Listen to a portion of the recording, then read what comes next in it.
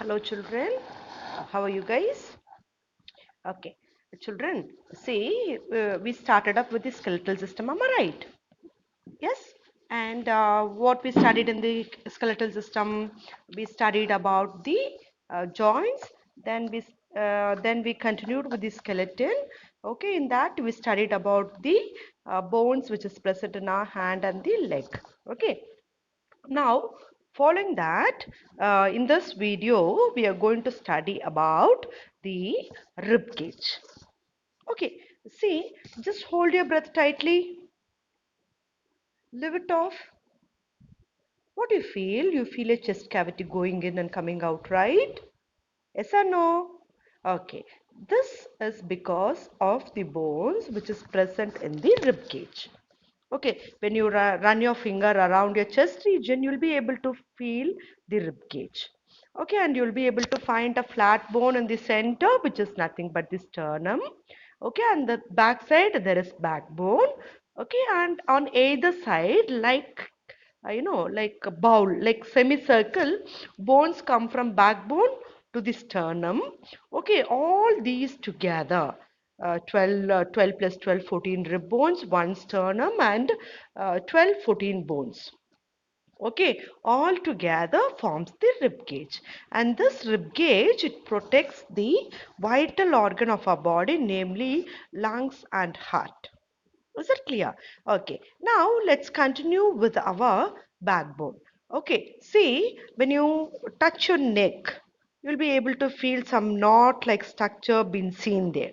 Okay, so from neck, that is from medulla oblongata till your hip region, you'll be able to find your backbone, which is also called as spinal cord.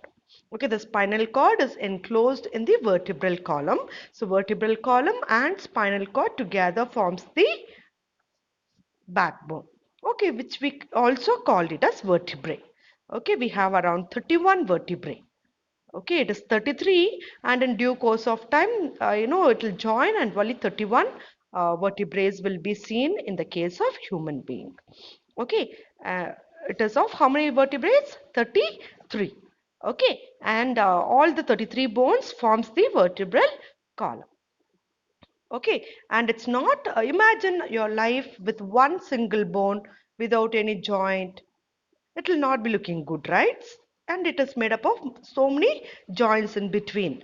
Okay, it is called as axle, it is called as axis. Like that, we have so many vertebrae. When you go to a higher class, you'll be knowing the name of each and every vertebrae.